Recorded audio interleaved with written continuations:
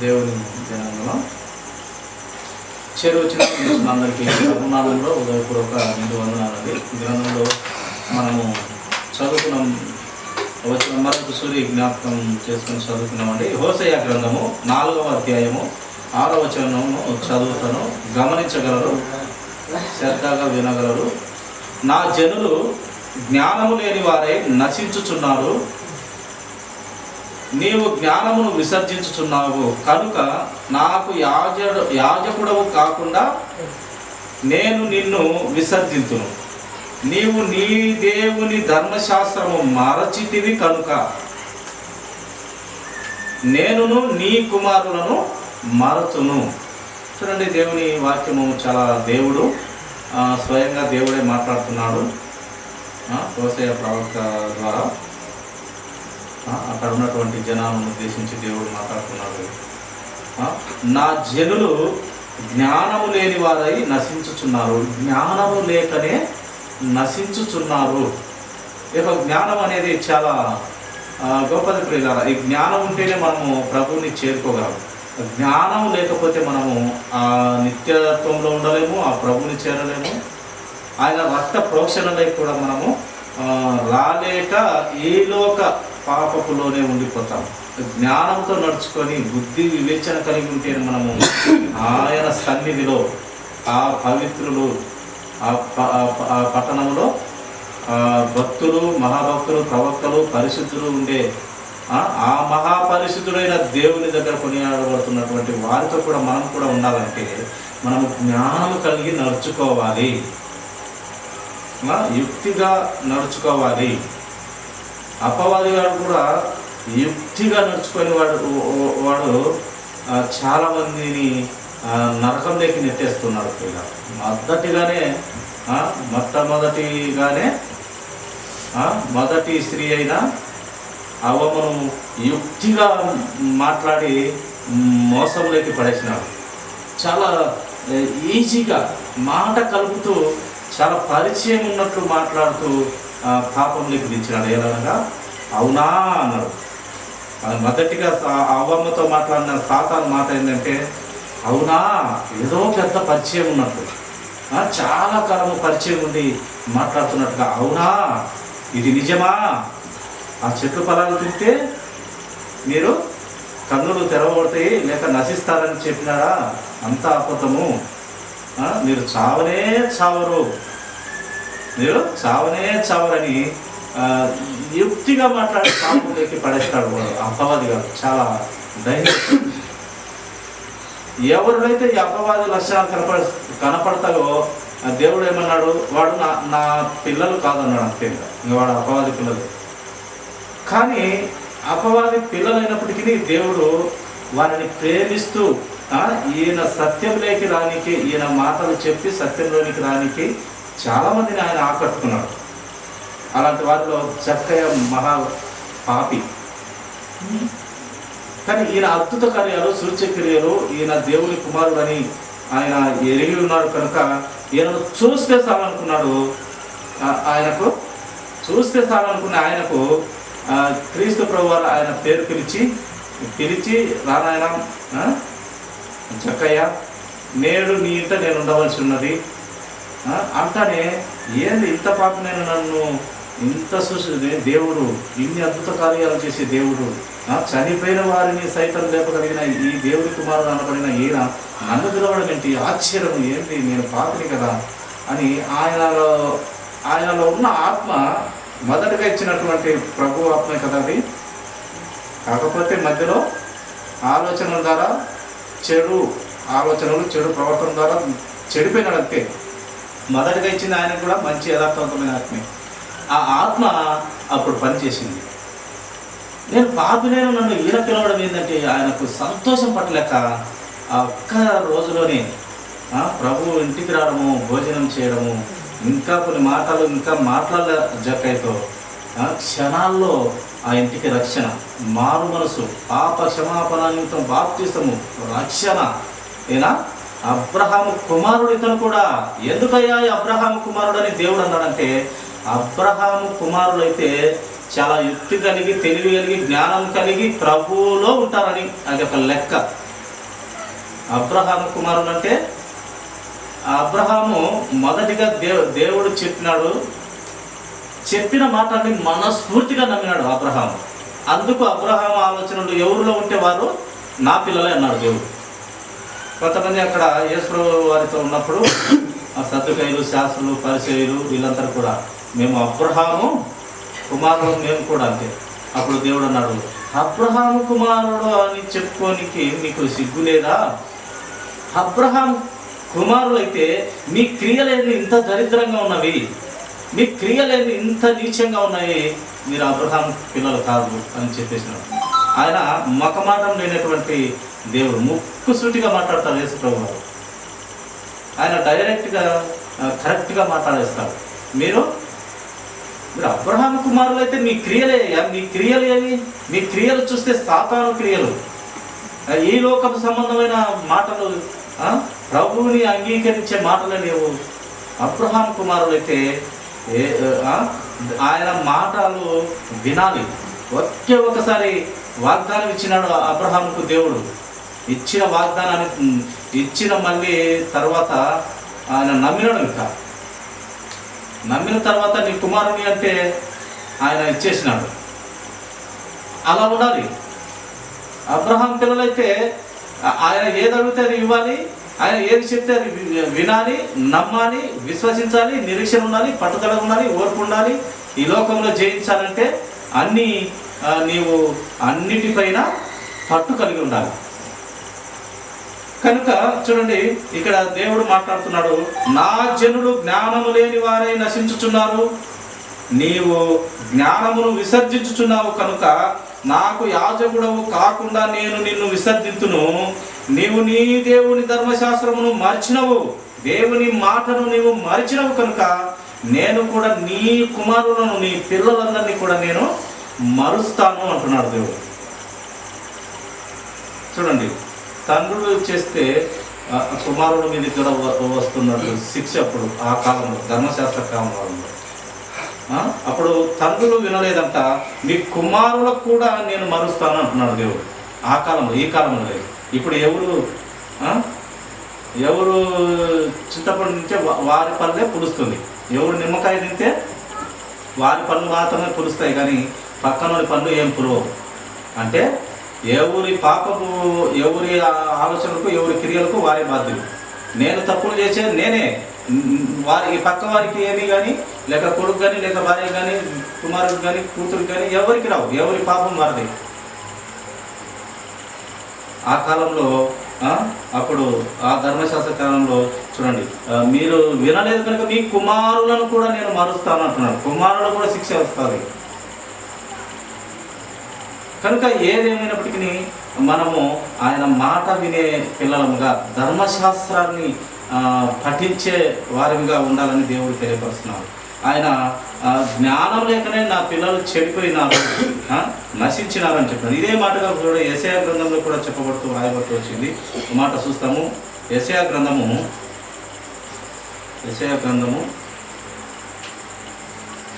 5వ అధ్యాయము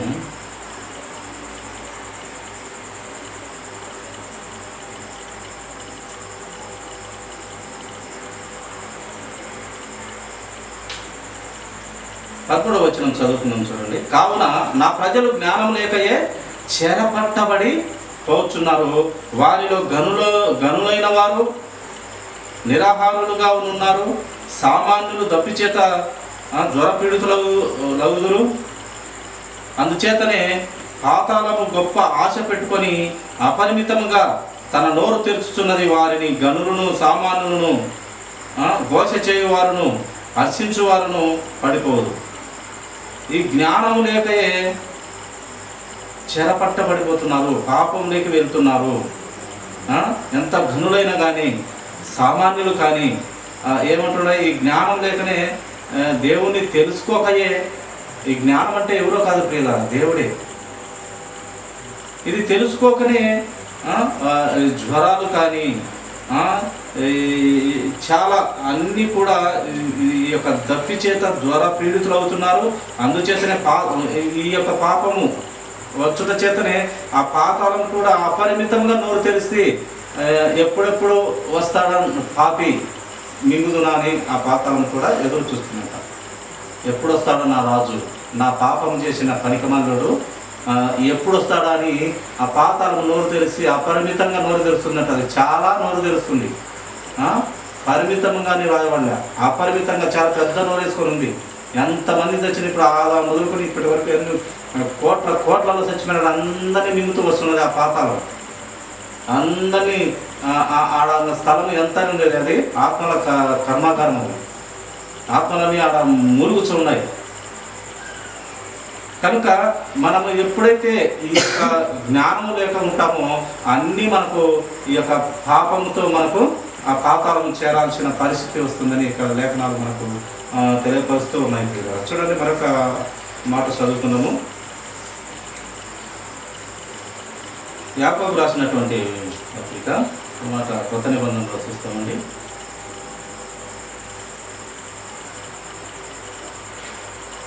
3వ అధ్యాయము 15వ వచనము చదువుకుందాం. చూడండి, ఈ జ్ఞానము పైనుండి వచ్చినది, పైనుండి దిగి వచ్చినది కాక భూ సంబంధమైనది, ప్రకృతి సంబంధమైనది, దయ్యముల జ్ఞానము వంటిదినై ఉన్నది. ఏలయనగా మత్సరమును వివాదమును ఎక్కడ ఉండునో అక్కడ అల్లరియు ప్రీతి ప్రతి నీచ కార్యము ఉండును. అయితే పైనుండి వచ్చు జ్ఞానము మొట్టమొదట పవిత్రమైనది. ఈ లోక సంబంధమైన జ్ఞానం అంట ఇదంతా అల్లరితో కూడుకున్నది.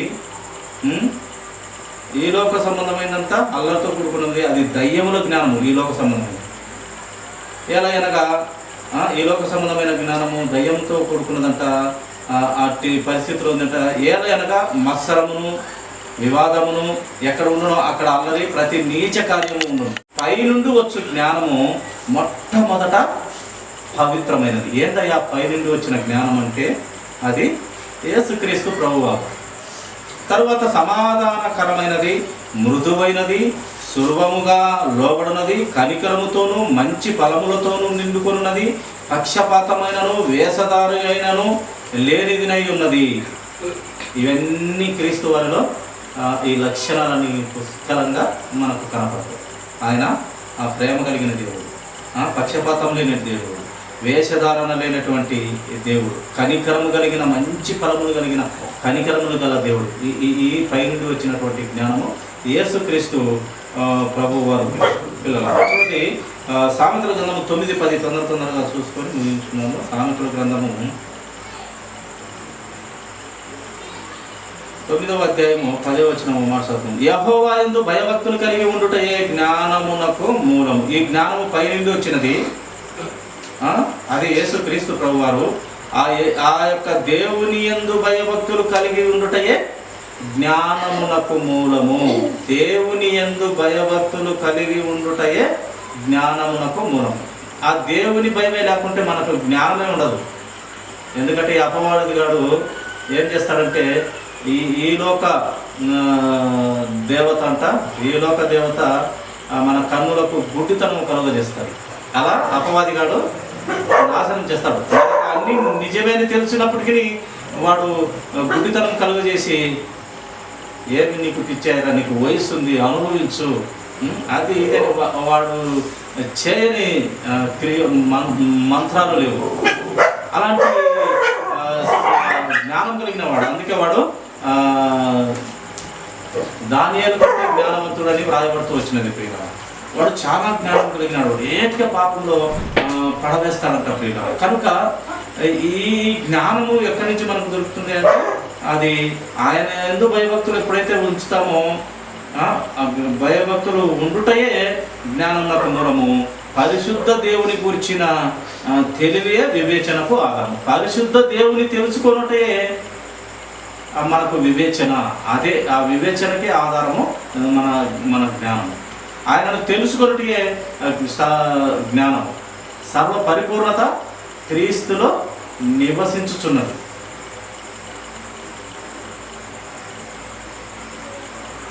చూడండి, మరి ఒక మాట చదువుకున్నాము.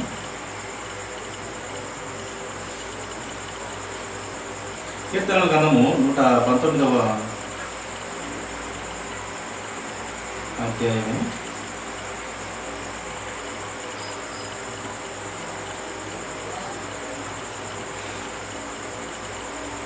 119వ అధ్యాయము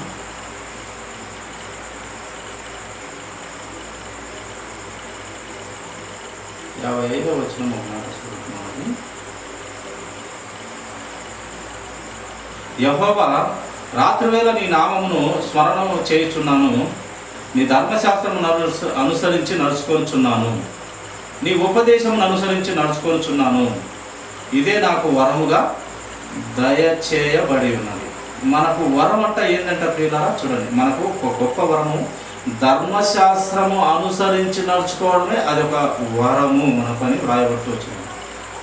నీ ధర్మశాస్త్రం అనుసరించి నడుచుకొనుచున్నాను, నీ ఉపదేశమును అనుసరించి నడుచుకొనుచున్నాను, ఇదే నాకు వరముగా దయచేయబడినది. గొప్ప వరం అంట ప్రియులారా. ఆయన ఆజ్ఞలు వరము మనకు. ఆయన మాట వింటే మనకు బ్రతుకు తెరువు ఉంది, మనకు బ్రతుకు ఉంది, జీవం ఉంది, నిత్య జీవం ఉంది, నిత్య ఫలాలు ఉన్నాయి. నిత్య ఫలాలు, నిత్య ఏమంటాము, నిత్య జీవపు ఊట, నీటి బుక్క. ఆ నీళ్లు తాగితే ఇంకెప్పుడు మనకు దప్పిక కావాలి. కనుక ఆయన ఉపదేశము, ఆయన ధర్మశాస్త్రము మనకు గొప్ప వరము. ఆ వరముగా దేవుడు ఆ ఆజ్ఞలు మనకు అందించినాడు. ఆ ఆజ్ఞలు భక్తులలో కరెక్ట్గా నడుచుకున్నటువంటి భక్తులలో కనపరిచినాడు, ప్రవక్తలలో కనపరిచినాడు. ఇంకా వారు చాలక క్రీస్తులో కూడా ఇవన్నీ కూడా మనకు మాదిరిగా కనపడుతూ మనకు మాదిరి పెట్టినాడు. చూడండి, అదే 119వ అధ్యాయము 123వ వచనం ఒక మాట చదువుతున్నాము. వాక్యమే దేవుడు కనుక ఆ వాక్యాన్ని మనం ఎంత నమ్మితే అంత దేవుని మీద విశ్వాసం మనకు ఉంటుంది. వాక్యమే నమ్మకపోతే ఆ విశ్వాసం అనేది మనకు సన్నగిలుతుంది. విశ్వాసం సన్నగిలినట్లయితే ఇంకా మన ప్రయాస అంతా కూడా వ్యర్థమైపోతుంది. చూడండి, 119వ అధ్యాయము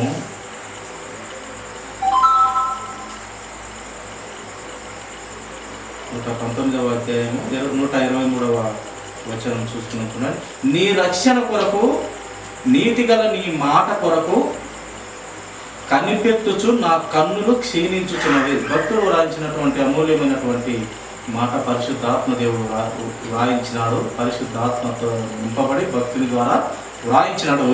నీ రక్షణ కొరకు, నీతిగల నీ మాట కొరకు, ఆయన రక్షణ కొరకు, నీతి కలిగిన ఆయన మాట కొరకంట ఆయన కన్నులు క్షీణిస్తూ ఉన్నాయంట. చూస్తూ ఉన్నాడు, ఎదురు చూస్తూ ఉన్నాడు. ఆ మాటలు ఎప్పుడు చెవిన పడతాయా? ఆ రక్షణ కలిగిన మాటలు ఎప్పుడు చెవిన పడతాయి? ఎప్పుడు వింటారా? ఆయన నీతి కలిగిన మాట వింటే, చెవులో పడితే నాకు ధన్యత, నేను ఆ వరం పొందుకుంటాను. ఇందాకనే చెప్పండి, ఆయన మాటలు, ఆయన ఆలోచనలు మనం వింటేనే అవి ఆయన పెట్టినాడు, అవి వరంగా మనకు ఇచ్చినాడు. ఆ వరం అంట అవి మనకు.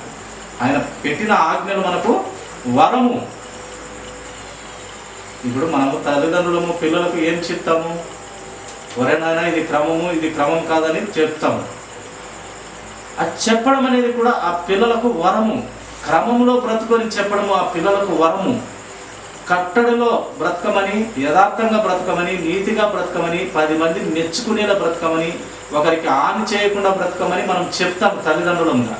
అది వారు వరముగా భావించి చెప్పిన మాట వింటే వారు బాగుపడతారు, వినకపోతే పొరకలేసుకొని పోతారు. ఇది మన లోక సంబంధమైన మాటగా చెప్తాం. వింటే బాగుపడతావరా నాయన, లేకుంటే పొరకలేసుకొని పోతావరా అంటారు. చూడు, లోక సంబంధమైన మాటలు అలా అవుతుంది ప్రియుల. అందుకే దేవుడు కూడా మనకు మంచి నీతి కలిగిన, అందుకే ఇక్కడ భక్తుడు, నీ రక్షణ కొరకు నేను కనిపెట్టుకొని ఉన్నాను, నీ నీతి అనే మాట కొరకు కూడా నేను కనిపెట్టుకొని ఉన్నాను, నా కన్నులు క్షీణించుకున్నాయి, అలాంటివి నాకు వినిపించు అంటున్నాడు భక్తుడు. అలాగా ఎప్పుడైనా మనం అలా ఇలాంటి ఆతృత కలిగి మనం ఎప్పుడైనా మన జీవితాలలో ఉన్నామా? వాక్యం వినాలనే శ్రద్ధ ఎప్పుడైనా మనలో కలుగుతుందా? ఆ వాక్యం వినాలనే తృష్ణ, తపన, ఆతృత, ఆశ ఇవన్నీ మనలో కలుగుతున్నవా? ఇవి కలిగితేనే మనము ఆ దేవుని భయం కలిగి, జ్ఞానం కలిగి మనము ఆ నిత్యత్వంలో ఉంటాం. ప్రియుల భక్తులు మనకు ఎన్నో నేర్పిస్తారు. అందుకే భక్తులు నేర్పిస్తారు, ప్రవక్తలు నేర్పిస్తారు. ఇంకా అది చాలక యేసుక్రీస్తు ప్రభు వారు నేర్పించి చూపించి మాదిరి పెట్టినారు. అది చాలక తండ్రి అనే దేవుడు ఆయన కుమారుణ్ణి పంపించినాడు. మరణించుటకే క్రీస్తు ప్రభు వారు ఇచ్చినారు. ఇంకా ఇవన్నీ పరిశుద్ధ ఆత్మ దేవుడు, ఇవన్నీ కూడా చాలక, కుమారుడు చాలక, తండ్రి అయిన దేవుడు చాలక, ఇంకా పరిశుద్ధాత్మ దేవుడు ఇంకా డైరెక్ట్గా మన హృదయంలోకి వచ్చి గద్దించి హెచ్చరిస్తుంటాడు. ఇవన్నీ చెప్తుంటే మనము పనికే మాలిన వారిని అవుతున్నాం. ఎందుకంటే మన బ్రతికే పాపపు స్వభావంతో ఉన్నాం. మన బ్రతుకు పాపపు స్వభావం. చూడండి, రోగులకు రాసినటువంటి పత్రిక 3:11-12 ఒక మాట చదువుదాం. చూడండి ఒక మాట, మన బ్రతుకు ఏమై ఉన్నదో. రోగులకు రాసినటువంటి పత్రిక 3వ అధ్యాయము 11-12. గ్రహించువాడు ఎవడనూ లేడు, దేవుడు వెతుకువాడును ఎవడు లేడు. గ్రహించువాడును ఎవడు లేడు, దేవుడిని వెతుకువాడును ఎవడు లేడు అంట. ఆలోచన చేద్దామా, గ్రహిస్తామా, దేవుని మాట విందామా? ఏంది దేవుడు మనల్ని ఏం చేయాలనుకుంటున్నాడు? ఆ పరలోక రాజ్యంలో ఏం చేయాలనుకుంటున్నాడు? ఈ లోకంలో ఇంత యథార్థంగా నీతిగా బ్రతకమని ఎందుకు చెప్తున్నాడు? పరిశీలించాలి, ఆలోచన చేయాలి. అట గ్రహించేవాడే లేడట, వెతుకువాడే లేడట. అందరూ త్రోవ తప్పి ఏకముగా పలికి మాలిన వారైరి, మేలు చేయువాడు లేడు, ఒక్కడైనను లేడు. నీతిమంతుడు లేడు, ఒక్కడు కూడా లేడు. ఆ ఒక్కడు ఆయన రక్తంలో కడగబడి వాక్యం చెప్తున్నా, బోధ చేస్తున్నా, పెద్ద గొప్ప సేవకులను పడిన వారిలో కూడా లేరట. ప్రియులరా, గంటలు గంటలు ప్రసంగాలు చేసే వారిలో కూడా లేడు, ఒక్కడు లేడు అని చెప్తున్నారు. కాకపోతే ప్రియులరా, ఆయన మాట వినుటకు ఆత్రత కలిగిన వాడు, అలాగే ఆ వాక్య ప్రకారము బ్రతక కోరి కలిగిన ఆశ కలిగిన వారిలో మట్టు దేవుని నీతి ఉంటుంది. అందుకే వారి ప్రార్థనలు ఫలిస్తాయి. కానీ ఎవరమైతే లేము, ఎవడు లేడు, ఒక్కడు లేడని లేఖనం తెలియపరుస్తుంది. కనుక ఎవరు లేము. కానీ మనం చనిపోయే లోపల ఆ నీతిమంతుడు అయి చనిపోవాలి. ఆ యథార్థత కాపాడుకొని చనిపోవాలి. పౌలు గారు చక్కగా, నా పరుగు తుద ముట్టించి తిని, నా యొక్క విశ్వాసం కాపాడుకుంటుని, ఇంకా నేను వెడలి తిని, ఇంకా నేను ముసలివాడునై తిని, ఇంకా నేను తండ్రి కాడికి లేదా ప్రభు కాడికి చేరాలనుకుంటున్నాను, నా కోసం జీవ కిరీటం ఉంది అని ధైర్యం చెప్పగలిగిన మనుషులు ఈ సమాజంలో, ఇప్పుడున్న లోకంలో ఎవరు కనపడలేదు. ఉన్నారు. అంత ప్రభు కోసం ప్రాణం పెట్టే మహాసేవకులు, గొప్పవారు ఉన్నారు. విశ్వాసుల్లో ఉన్నారు. గొప్పగా చెప్పాల్సిన వారిలోనే కాదు, కింద కూర్చొని వినేవారిలో కూడా ఇలాంటి గొప్ప మనుషులు, ఆలోచన చేసేవారు ఉన్నారు. ఉండబట్టే మాత్రం మనము మొన్న కరోనాలో కూడా తప్పించుకున్నాము. ఇలాగుంటే ఆయన ఎప్పుడు వస్తాడో, ఇంకా ఆయన వచ్చుట ఇంకా అంధకారం ఎంత ఘోరంగా ఉంటుందో అవన్నీ కూడా జరుగుతాయి. కనుక మనము విమోచనము, పాపం అనే మన కట్లు కట్టబడి ఉన్నవి, పాపం చేత మనకు కట్టబడినవి. ఆ కట్లు తెచ్చుటకు, విమోచించుటకు క్రీస్తు ప్రభు వారు అనగా పాప క్షమాపణ ఆ ప్రభువు ద్వారా మనకు కలుగుతుంది. పాపానికి క్షమాపణ, ఏ భేదం లేదు. అందరూ పాపము చేసి దేవుడు అనుగ్రహించుచున్న మహిమను లేదా కృపను పొందలేక చచ్చిపోతున్నాము. ఏ భేదం లేదు, అందరం పాపం. ఇందాక చదువుకున్నా కదా లేఖనము, వాక్యము, ఎవరు లేడు, నన్ను వెతుకువారు లేరు, గ్రహించేవాడు లేడు, అందరూ త్రోవ తప్పినారు, గొర్రెల వలె తోవలు తప్పినారు, ఒక్కడు లేడు నీతిమంతుడు, ఎవడు లేడు అని ఇందాకనే చదువుకున్నాం. కనుక ఎవరమైతే లేము, అందరము త్రోవ తప్పి పనికిమాలిన జీవితంలో పాపంలో బ్రతుకుతున్నాం. కానీ ఆయన మహిమను కనుగొనలేకపోతున్నారు ప్రజలు, నా పిల్లలు. ఆయన మహిమ ఏందయ్యా, ఆయన కృప ఏందయ్యా, ఆయన కనికరం ఏందయ్యా, జాలి ఏందయ్యా, ఆయన లోకంని ఎంత ప్రేమిస్తున్నాడయ్యా, అది కనుక్కోలేకపోతున్నాం. ఆయన ప్రేమించి మన పాపాన్ని తీసివేసి ఆయన రక్తంలో నీటుగా మన ప్రతి పాపం అనే గాయాలు, డాగులు ఇవన్నీ కడిగేసి పవిత్రం చేసి ఈ లోకంలో జాగ్రత్తగా బతుకున్న కుమారుడు, కుమార్తె ఇక్కడ జాగ్రత్తగా బతికితే, ఈ కొద్ది కాలంలో జాగ్రత్తగా బతికితే పరలోక రాజ్యంలో, నిత్యత్వంలో, శాశ్వత కాలంలో అక్కడ కూడా నీవు బాగా జాగ్రత్త, నీవు పరిశుద్ధులుగా అక్కడ ఉంటావు. ఇక్కడ నీకు బాగుంటుంది, అక్కడ బాగుంటుంది. అక్కడ నీకు ఇంకా చాలామంది మీద నిన్ను అధిపతిగా పెడతాను, నిన్ను తోకగా పెట్టను, అక్కడ తలగానే పెడతాను, మంచివానిగా పెడతాను, 10 మందికి పెద్దగా పెడతాను. నీవు దేవదూతలకు సైతం బోధించేవారివిగా, ప్రధానులకు సైతం బోధ చెప్పేడి వారిగా నిన్ను అక్కడ పెడతాను అని దేవుని మాటలు మనకు వివరిస్తున్నాయి. మనం అక్కడ దేవదూతలకు లేక ప్రధానులకు బోధ చేసే స్థితిలో మనం పెడతారంటే మనం ఇక్కడ భక్తుల ద్వారా నేర్చుకోవాలి, ప్రవక్తల ద్వారా నేర్చుకోవాలి, యేసుక్రీస్తు ద్వారా నేర్చుకోవాలి. ప్రతి సంఘంలో పెద్దలు చెప్పే వాక్యాన్ని వినాలి శ్రద్ధగా. ఇక్కడ నేర్చుకుంటేనే కదా నువ్వు అక్కడ దేవదూతలకు చెప్పేది. ఇక్కడ నేను నీకే తెలియకుంటే అక్కడ దేవదూతలకు ఏం చెప్తావు, ప్రధానులకు ఏం చెప్తావు? నేర్చుకోవాలి, వాక్యము, జ్ఞానం నేర్చుకోవాలి. వాక్యమే జ్ఞానము. ఆయన పాదాల చెంత గుప్త నిధులుగా ఉన్నది వాక్యము. మార్తా మరియ అన్నది గుర్తించినారు, పాదాల చెంత పడి ఆయన చెబుతుంటే వింటూ ఉన్నారు, ఆయన మహిమను చూసినారు. కనుక మనకు పాప క్షమాపణ ఆయన వల్లే కలుగుతున్నది, ఆ కుమారుని వల్ల మనకు కలుగుతున్నది. ఆ విమోచన, పాపంలో సచ్చి పడి ఉన్న మనకు ఆ విమోచన వచ్చి అది తీసివేసి మనకు ఆ పాప క్షమాపణ కలుగుతాం. చూడండి, మరొక మాట మనము చూసుకొని ముగించుకుందాము.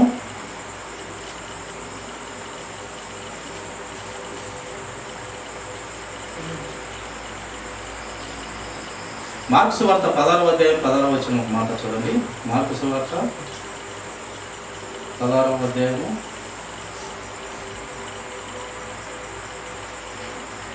నమ్మి బాప్తిసము పొందినవాడు రక్షింపబడును, నమ్మని వానికి శిక్ష విధింపబడును. చెప్పిన ఆయనకు నేను చెప్పిన మాట, నమ్మి బాప్తిసము పొందినవాడు రక్షింపబడతాడు. నమ్మాల ప్రభువుని నమ్మి, ఆయన దేవుని కుమారుడు, ఆయన లోకరక్షకుడు, పాపాన్ని తీసివేసే శక్తి కలిగిన దేవుడు, మన పాపాన్ని ఆయన రక్తంతో కడుగగలిగి పాపాన్ని తీసివేసి పవిత్రత ఇచ్చే దేవుడని నమ్మి బాప్తీసం పొందితే అంట మనకు రక్షణ వస్తుంది, రక్షింపబడతాము. నమ్మకుంటే ఏమవుతుంది? వానికి శిక్ష విధింపబడుతుంది. ఆయన మాటలు నమ్మకుంటే, ఆయన స్వరము వినకుంటే మనకు శిక్ష, ఆయన రక్తంలో కడవబడకుంటే మనకు శిక్ష, దోషము అన్నీ మనకు వస్తాయి. ఆయన రక్తంలో కడుగబడి ఆయన రెక్కల నీడలో సురక్షితమైన వాతావరణంలో, సురక్షితమైన ప్లేసులో మనం ఉంటే ఇంకా ఎప్పుడు మనం చనిపోయిన టికెట్ జాగ్రత్తగా జోలు పెట్టుకొని మనము పాతి పెట్టబడతాము. పాతి పెట్టడం అంటే దాచిపెట్టినట్టు. దాచిపెట్టడం అంటే యేసుక్రీస్తు ప్రభువు వచ్చి ఆ దాచిపెట్టిన సొమ్మును లేపుతాడు. ఏంటి దాచిపెట్టిన సొమ్ము? మన శరీరం. చనిపోతాం, దాచిపెట్టిన ఆ శరీరాన్ని, ఆ చనిపోయిన శరీరాన్ని ఆయన మళ్ళీ తిరిగి మహిమ శరీరంతో లేపుతాడు. అది క్రీస్తు వారు ఆల్రెడీ ఆయన లేచి చూపించినాడు.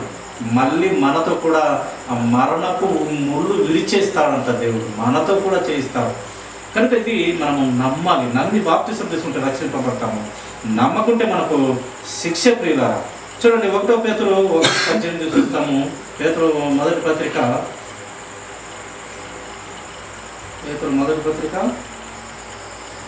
మొదటి అధ్యాయము 19 వచనాలు మనము చూస్తున్నాము.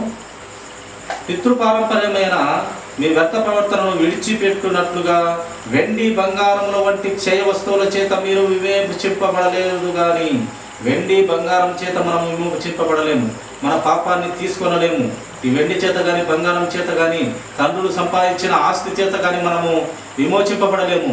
ఆ పాపాన్ని తీసివేసుకోన శక్తి మనకు లేదంట ప్రియులారా. ఇంకా దేనివల్ల ఆ శక్తి మనకు వస్తుంది? ఆ పాపాన్ని తీసివేసే శక్తి దేనివల్ల వస్తుందంటే 19వ వచనంలో వ్రాయిస్తున్నాడు పరిశుద్ధాత్మ దేవుడు, అమూల్యమైన రక్తము చేత అనగా నిర్దోషమును నిష్కలంకమునగు గొర్రె పిల్ల వంటి క్రీస్తు రక్తము చేత విమోచింపబడితరని మీరు ఎరుగుదురు కదా. దానివల్ల ఆ గొర్రె పిల్ల రక్తం ద్వారానే మనము కడుగబడి విమోచింపబడి పరిశుద్ధమవుతాం. నమ్మి బాప్తిసం పొందాలి. క్రీస్తు ప్రభు వారు నిజంగా పుట్టినాడు. అపోస్తలులు వారు తలుగులాడి చూసినారు. వారి సహవాసంలో ఉండి వారు ఈ గ్రంథాన్ని రాసి మన చేతిలో పెట్టినారు. ఇవన్నీ కూడా నమ్మాలి. ఆయన లేకుండా ఏది కలగలేదంట. కలిగినదేది ఆయన లేకుండా కలగలేదు. కలిగినదేది క్రీస్తు లేకుండా కలగలేదంట ప్రియులారా. మొదటిగా ఆయన ద్వారానే కలగబడుతూ వచ్చింది. కనుక ఆ గొర్రెపిల్ల రక్తంతో మనము రక్షింపబడతాము, నీతిమంతులం అవుతాము, యథార్థవంతులం అవుతాము, పరిశుద్ధం అవుతాము. చివరిగా ఒకే మాట, రోమీయులకు రాసినటువంటి పత్రిక అపోస్తలుడైన పౌలు గారు 5:9 ఒక మాట చదువుకొని ముగించుకుందామండి. 5వ అధ్యాయం 9వ వచనం. కాబట్టి ఆయన రక్తం వలన ఇప్పుడు నీతిమంతులుగా తీర్చబడి, ఎవరి వల్ల మనము నీతిమంతులుగా తీర్చబడతాము? యేసుక్రీస్తు ప్రభు వారి రక్తము వలన మనము నీతిమంతులముగా తీర్చబడి మరింత నిశ్చయముగా ఆయన ద్వారా ఉగ్రత నుండి రక్షింపబడదుము. ఆయన రక్తంలోకి రాకుంటే, ఆయన రక్తము ఒప్పుకోకుంటే ఉగ్రతే మనకు. మానవ కోటికి ఇదే విధి, ఆయన రక్తమే విధి. మనిషికి అని పుట్టిన ప్రతి వానికి క్రీస్తు రక్తమే విధి అంట ప్రియులారా. ఆయన రక్తములో పాప క్షమాపణ, ఆయన రక్తంలో పరిశుద్ధత, నిష్కలంక తత్వము, చాలా గొప్ప అమూల్యమైన రక్తం అంట ప్రియులారా. ఆ రక్తంలోకి ప్రతి బిడ్డ రావాలి. ఆ నీతిమంతుడిలోకి ప్రతి ఒక్కరు, మనిషిగా పుట్టిన ప్రతి ఒక్కరూ రావాలని దేవుడు ప్రేమగా పిలుస్తున్నాడు. అందుకే లోకం ఎంతో ప్రేమిస్తున్నాడు, అందరినీ ప్రేమిస్తున్నాడు. ఆయన నీతిమంతుల మీద వర్షం కురిపిస్తున్నాడు, అనీతిమంతుల మీద వర్షం కురిపిస్తున్నాడు. ఆయన చెడ్డవారిని కాపాడుతున్నాడు, చెడ్డవారికి భోజనం ఇస్తున్నాడు, మంచివారికి భోజనం పెడుతున్నాడు. అందరినీ ఒకే విధంగా చూస్తున్నాడు, పక్షపాతం లేకుండా చూస్తున్నాడు.